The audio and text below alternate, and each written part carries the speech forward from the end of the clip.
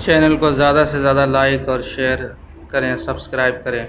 इसके अंदर कुर्बानी के मसाइल बताए जाएंगे जिनको बगौर सुनना ज़रूरी है। नहमदु व नसल्ली अला रसूलिल करीम। हम आपके सामने कुछ कुर्बानी के ज़रूरी मसाइल आपके सामने ज़िक्र करेंगे और उसको पूरा सुने, लास्ट तक सुनेंगे तो इंशाअल्लाह ये बात समझ में आएगी कि कुर्बानी के मसाइल क्या हैं। और पहले जहन में बना लें कि एक कुर्बानी का मसला या कोई भी मसला एक मसला भी सीखना ये 1000 नफली रकात से अफजल है। जिस शख्स पर सदक़तुल फ़ित्र वाजिब है उस पर कुर्बानी भी वाजिब है। यानी कुर्बानी के 3 अय्याम हैं, 10 और 11 और 12 ज़िलहिज्जा। फिर कुर्बानी किस पे वाजिब है? फरमाया कि अपनी ज़रूरत से ज़ायद इतना हलाल माल या अशिया जमा हो जाएं कि जिनकी मालियत तकरीबन 52.5 तोला जो चांदी का निसाब है उसके हिसाब से ये हिस्सा लगाया जाए तो उस पर कुर्बानी लाजिम है। मसलन रिहायशी मकान के अलावा कोई मकान हो, ख्वाह तिजारत के लिए हो या ना हो। और ये जो हम आपको मसला बता रहे हैं दारुल उलूम देवबंद की तरफ से ये जवाब दिया गया है, वो हम आपके सामने ज़िक्र कर रहे हैं। रिहायशी मकान के अलावा कोई मकान हो, ख्वाह तिजारत के लिए हो या ना हो, यानी ज़रूरत से ज़्यादा अगर कोई मकान है तो उस पर भी फिर ये निसाब में शामिल होगा। इसी तरह ज़रूरत सवारी के तौर पर इस्तेमाल होने वाली गाड़ी के अलावा गाड़ी हो तो ऐसे शख्स पर भी कुर्बानी लाजिम है। मसला नंबर 2, कुर्बानी का वक्त 10वीं ज़िलहिज्जा से 12वीं तारीख की शाम तक है। 12वीं तारीख का सूरज गुरूब हो जाने के बाद दुरुस्त नहीं। कुर्बानी का जानवर दिन को ज़िबा करना अफजल है, अगरचे रात को भी ज़िबा कर सकते हैं, लेकिन सूरज के डूबने से पहले तक कुर्बानी का जानवर को ज़िबा करना ये अफजल है। मसला नंबर 3, कुर्बानी का जानवर अपने हाथ से ज़िबा करना ज़्यादा अच्छा है। अगर ज़िबा न कर सकता हो तो किसी और से भी ज़िबा करा सकता है। मतलब किसी अल्लाह वाले से करा ले तो उसमें बरक़ात शामिल हो जाती हैं, वरना फिर उसको कोई भी ज़िबा कर सकता है। कुर्बानी का जानवर ज़िबा करते वक्त उसको क़िबला रुख लिटाएँ और उसके बाद यह दुआ पढ़ें, इन्नी वज्जहतु वजहिया लिल्लज़ी फ़तरस समावाति वल अर्ज़ हनीफ़न व मा अना मिनल मुशरिकीन इन्ना सलाती व नुसुकी व महयाया व ममाती लिल्लाहि रब्बिल आलमीन ला शरीक लहु व बिज़ालिका उमिरतु व अना अव्वलुल मुस्लिमीन। फिर ये दुआ पढ़े, अल्लाहुम्मा मिनका व लका। इसके बाद बिस्मिल्लाह अल्लाहु अकबर कहकर कुर्बानी का जानवर ज़िबा करें। मिनका व लका यानी ये किसकी जानिब से, अगर कोई दूसरा बंदा ज़िबा कर रहा है तो उसका नाम ले जिसकी जानिब से ज़िबा कर रहा है। फिर है कि कुर्बानी सिर्फ़ अपनी तरफ से करना वाजिब है, औलाद की तरफ से वाजिब नहीं है। औलाद चाहे बालिग हो या नाबालिग हो, मालदार हो या गैर मालदार हो। लेकिन अगर बच्चे से पूछ के ये कहा जाए कि मैं आपकी तरफ से कुर्बानी कर रहा हूँ तो फिर कुर्बानी नफली अदा हो जाएगी। यानी नाबालिग औलाद की तरफ से कुर्बानी करना वाजिब नहीं है, लेकिन नफल और सुन्नत ज़रूर है।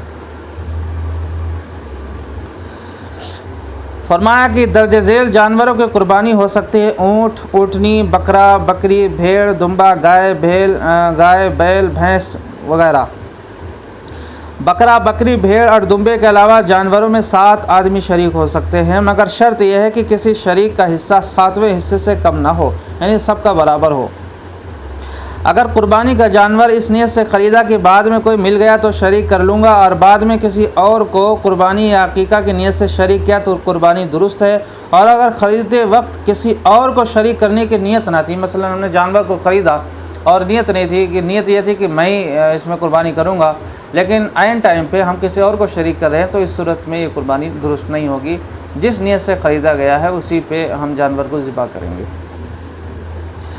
कुर्बानी का जानवर गुम हो गया, उसके बाद दूसरा ख़रीदा, अगर कुर्बानी करने वाला अमीर है तो इन दोनों जानवरों में से जिसे चाहे ज़िबा करे, जबकि गरीब पर इन दोनों जानवरों की कुर्बानी वाजिब होगी बशर्ते कि ख़रीदारी अय्याम अज़िया में हुई हो।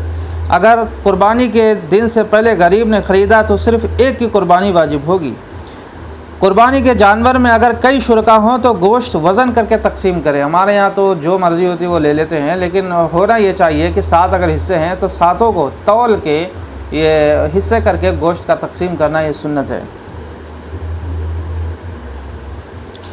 जिस जानवर की पैदाइशी कान ना हो उसकी कुर्बानी जायज़ नहीं है। बाज़ का कान कटा होता है पैदाइशी तौर पे, तो उस सूरत में तो जायज़ नहीं है। लेकिन अगर बाद में कुछ नुक्स आया, ऐसा नुक्स आया जो मतलब चल सकता है, तो फिर उसकी कुर्बानी सही है।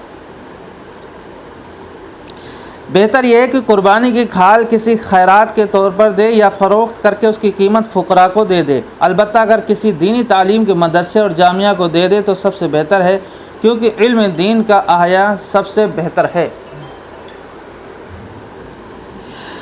कुर्बानी की खाल को अपने मसरफ़ में भी लाया जा सकता है। कुर्बानी की खाल को अपने मसरफ़ के अंदर भी लाया जा सकता है, लेकिन कुर्बानी की खाल की कीमत मस्जिद की मरम्मत या इमाम या मुअज्जिन या मुदर्रिस या खादिम की तनख्वाह में नहीं दी जा सकती। ना उससे मदारिस की तामीर की जा सकती है और ना शिफा खानों या दीगर रफ़ाई इदारों को दी जा सकती। ये सिर्फ फ़ुक़रा का हक़ है, उनको तकसीम कर देना चाहिए। कुर्बानी की जो खाल है ना, जिस जानवर की कुर्बानी के, उसकी उजरत के तौर पे उसको कसाई को देना ये जायज़ नहीं है। बाज़ लोग ऐसा करते हैं कि कुर्बानी की खाल उसको उजरत के तौर पे दे दिया करते हैं, लेकिन ये दुरुस्त नहीं है। अगर किसी शख्स के हुक्म के बग़ैर उसकी तरफ से कुर्बानी की तो कुर्बानी नहीं होगी। मिसाल के तौर पे हमारे वालिद साहब हैं और मेरे ऊपर भी कुर्बानी वाजिब है, लेकिन हमने वालिद ने हमसे नहीं पूछा और हमने उनको नहीं बोला, तो फिर उस सूरत में जो वालिद साहब ने मेरी तरफ से कुर्बानी की वो अदा नहीं होगी। अब इस सूरत में ये है कि वालिद साहब ने मुझसे पूछा और हमने उनको बोल दिया कि आप मेरी तरफ से कुर्बानी कर दें, तो फिर कुर्बानी अदा हो जाएगी। लेकिन अगर इत्तला नहीं दी तो कुर्बानी अदा नहीं हो सकती है, इसलिए बताना ज़रूरी है। अगर कोई वालिद करना चाहता है बच्चों की तरफ से और साहिब इस्तिताअत है, साहिब हैसियत है, साहिब माल है, तो फिर उस सूरत में बच्चों से पूछ ले, मैं तमाम बच्चों की तरफ से कुर्बानी कर रहा हूँ, तो फिर उस सूरत में कुर्बानी अदा हो जाएगी। कुर्बानी का गोश्त गैर मुस्लिम को भी दे सकता है, अलबत्ता किसी को उजरत में नहीं दे सकता। कुर्बानी का जो गोश्त है वो गैर को भी दिया जा सकता है, इससे एक सुलह रहमी के तौर पे मैसेज जाता है। कुर्बानी के जानवर के बाल काटना या दूध दूना दुरुस्त नहीं। अगर किसी ने ऐसा किया तो उसे सदका कर दे, अगर बेच दिया तो उसकी रकम को सदका करना वाजिब है।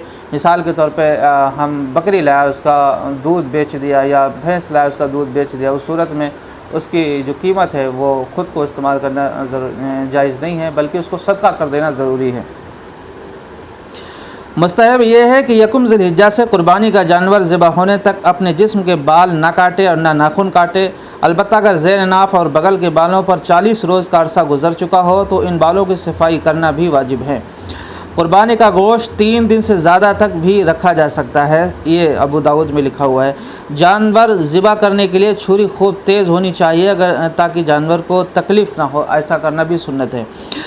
खसी जानवर की कुर्बानी जायज़ बल्कि अफजल है, क्योंकि उसमें गैर हिस्सी की बनिस्बत गोश्त ज़्यादा बेहतर और उम्दा होता है। अगर किसी शख्स की सारी या अक्सर आमदनी हराम की है तो उसे अपने साथ कुर्बानी में शरीक नहीं करना चाहिए। अगर शरीक किया तो किसी की कुर्बानी नहीं होगी। ये बहुत अहम मसला है। अगर किसी बंदे को ये पता है ये बंदा हराम, इसका हराम आमदनी है, इसके हराम ज़राए हैं, तो उस सूरत में अपने जानवर में उसको हम शरीक नहीं कर सकते। अगर जानबूझ कर ऐसा किया तो फिर उस सूरत में किसी की भी कुर्बानी अदा नहीं होगी। तो ये बहुत एहतियात करने की ज़रूरत है। लोग अनजाने में लोगों को शरीक करते हैं, और मैं समझता हूँ कि जो मदारिस जो होते हैं ना, जो वहाँ पे बहुत इकट्ठा करके कुर्बानी होती है, उसमें बड़ा मेरी अपनी ज़ाती राय है कि कुर्बानी का जानवर ख़ुद ख़रीद लें या अपने जानने वालों को शरीक कर लें, फिर ही तभी जाके उसमें शरीक हो। न जाने किसका हराम माल, लेकिन जब किसी को पता नहीं है तो कुर्बानी तो अदा हो जाती है। लेकिन अगर इल्म है पहले से इल्म है कि ये बंदा ऐसा है, फिर उसकी कमाई उसको शरीक करना बिल्कुल दुरुस्त नहीं है, उसकी कुर्बानी किसी की तरफ से अदा नहीं होगी। बकरी के अलावा दूसरे किसी जानवर में तमाम शुरका अपने हिस्से तकसीम के बगैर सबकी रजामंदी से फ़ुक़रा को देना चाहिए तो दे सकते हैं। किसी ने मरते वक्त वसीयत की कि मेरे माल से कुर्बानी की जाए, तो उस कुर्बानी का सारा गोश्त खैरात करना ज़रूरी है, ख़ुद कुछ भी न खाए। मिसाल के तौर पे कोई बंदा मर गया लेकिन बहुत सारा माल छोड़ के गया, उसने कहा कि कुर्बानी मेरी तरफ से कर देना, ये वसीयत में लिख के गया, लेकिन वो अल्लाह को प्यारा होगा तो सूरत में सारा गोश्त गरीबों को तकसीम करना ज़रूरी है, वो ख़ुद नहीं रख सकते हैं। अल्लाह ताला हम सबको मसाइल की तो सीखने की तौफीक अता फरमाए। तो इसमें बहुत अहम मसाइल हैं। एक तो ये कि अगर कोई ज़िम्मेदारी ले मेरी कुर्बानी की, तो हम उसको हुक्म दें या वो हमें बता दे तो हम उसको कहें कि भाई कुर्बानी मेरी तरफ से आप कर दें, तो फिर कुर्बानी अदा हो जाएगी, जैसे हज बदल होता है। और अगर हमने जानवर को लिया, उसमें 2 बंदे या 1 बंदा ऐसा शरीक हो गया जिसकी आमदनी जो है सारी हराम है, या उसको अपनी हलाल और हराम आमदनी का पता ही नहीं है कौन सी क्या है, तो फिर उस सूरत में किसी की कुर्बानी अदा नहीं होती है। इसलिए बेहतर तो ये बकरा लें, अगर हैसियत नहीं है तो फिर ऐसी जगह, अगर इल्म नहीं है तो फिर तो कुर्बानी हो जाती है। अगर आपको पता है कि ये बंदा इसकी आमदनी हराम है तो फिर उसको बिल्कुल शरीक ना करें, वरना किसी की कुर्बानी नहीं होगी। अल्लाह हम सबको अमल